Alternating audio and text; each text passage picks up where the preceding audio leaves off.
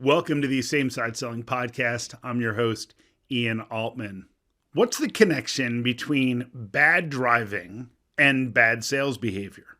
So I was in a car with someone the other day and the light changed at the intersection. We were in the left turn lane and they pulled ahead about 1 foot, maybe 2 feet, crossing the crosswalk. So now they would officially be in the intersection as traffic was coming from the other side. So it wasn't a left turn signal, just they were just turning left. And there's a left turn lane, so there's a bunch of cars behind us. And ultimately, the person pulled out just that far enough. And so that ultimately, when the light turned red, they proceeded through the intersection. And of course, no one behind them could go.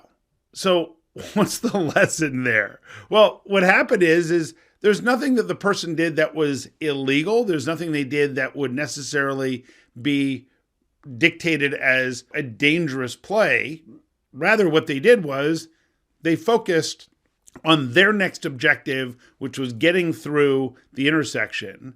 And they had no consideration for anyone else there or anyone who was behind them. Meaning that if they had pulled 1 or 2 car lengths into the intersection, then 1 or 2 cars behind them could have turned as well. But instead, they just turned. Now, when I had this conversation and said, hey, did you notice this? They said, well, why does it matter? I was just trying to get through the intersection. And there's a valuable lesson because it's the same way that oftentimes salespeople refer to deals, which is you're focused entirely on getting the sale. I want to do whatever I have to do to get this sale and bring it across the finish line.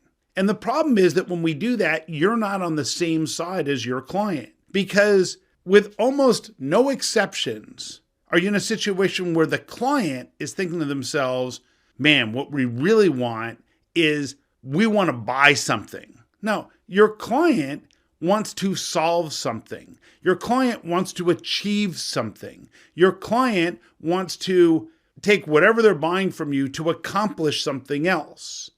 And just like that intersection where the person isn't concerned about the people behind them, in sales, if you are not concerned about what comes next, if you are not concerned about what are the things that need to happen after the sale to ensure success, if you're not concerned about what is it going to take to make the other people and the people who bought this look good in their company, then you're just focused on the sale. You're that person who just inched into the intersection, is only concerned about your ability to turn and not somebody else's. It doesn't mean that you should put yourself out in the middle of the road where you're going to get plowed into by another car. I'm not saying to put yourself in danger. It's just more you want to be thinking ahead in terms of how what you do might benefit your customers and your clients. And when you start to do that, you start asking questions like, what would prevent you from being successful even if we delivered everything we said we would deliver? Who else needs to be involved with this to make sure that you have success after you've made the purchase? Now what it shows your client is that you are more interested in their outcomes than you are in just the sale. And once that happens, their trust level goes up, their concern level drops down, and that's when deals tend to happen faster.